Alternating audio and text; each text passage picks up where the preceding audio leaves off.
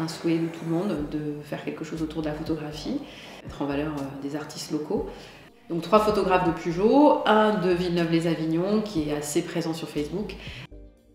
Il y a Gilbert Scotti qui travaille essentiellement les portraits et qui fait beaucoup de photos dans les rues.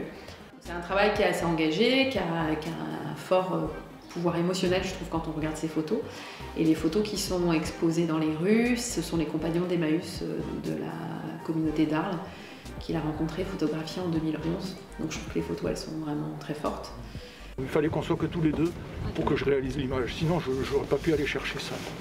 Le but, c'était de les prendre dans leur vérité, c'était pas de les faire poser.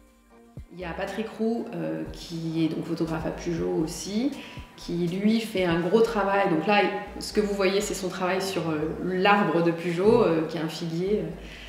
Voilà, donc il en a fait presque 300 par an sur les dernières années, donc il y en a effectivement peut-être un petit millier, je pense, de photos d'arbres, et il n'y en a pas une qui est pareille.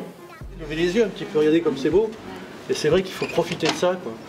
Il faut lever la tête de l'iPhone et puis du téléphone et puis regarder un peu notre région qui est magnifique, Après, Duncan, qu'on connaît beaucoup sur les réseaux, qui lui fait essentiellement des paysages, il fait découvrir le patrimoine architectural de la région.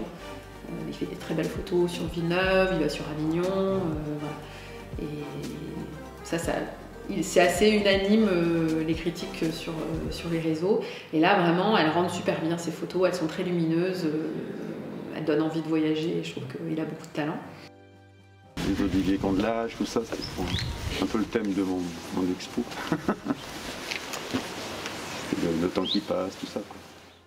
Et puis après, le dernier, donc c'est Damien Fontaine, et qui lui donc est pujolin et amateur, mais il a beaucoup de talent, il fait un travail essentiellement en noir et blanc, et il fait des clichés qu'on appelle un peu des clichés volés. Je fais en sorte qu'on ne me voit pas en fait. Ils ont tous les 4 finalement un univers complètement différent, donc c'est ça qu'on aime bien aussi, parce que on présente pas du tout le même travail, donc il n'y a pas... On ne peut pas dire qu'il y a un fil conducteur finalement sur les 4 artistes, mais ce qui nous faisait vraiment plaisir, c'était de mettre en valeur 4 styles différents. Alors ça commence, il y a une date de début, mais il n'y a pas de date de fin. Donc ça a commencé officiellement samedi 9 janvier. Et l'idée, c'est que ça tienne au moins un mois, on espère. Moi, j'ai arpenté pas mal le village ce week-end, donc j'ai vu que les gens se baladaient. Malgré le froid, ça a amené, on a vu des gens avec leur téléphone en train de zoomer sur les plans, donc ça c'est que ça a fonctionné. Et puis voilà, sur les réseaux, on a eu beaucoup de retours, des gens qui sont vraiment contents, qui trouvent que c'est chouette, que ça amène de la vie. Et c'est vrai que là, en temps de Covid, finalement, c'est la seule exposition qu'on peut voir, c'est quand elle est dans la rue, puisqu'il n'y a aucune salle qui peut ouvrir, aucun musée. Donc, on est content de réussir à créer au moins un petit événement en temps perturbé. Et on sent que les gens ont envie.